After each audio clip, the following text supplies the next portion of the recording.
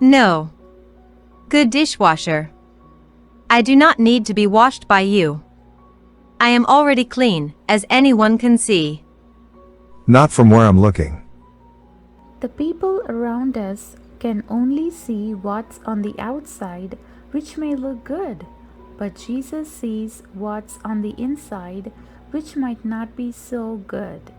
If we are honest with Jesus and accept His offer to wash us, we can be clean on the outside and the inside.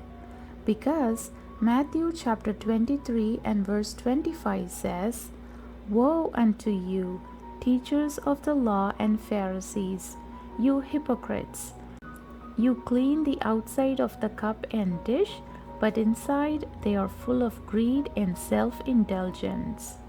So be honest with Jesus and accept His offer to wash us so we can be clean on the inside and on the outside. Thanks for watching. Like and subscribe for more videos. Bye.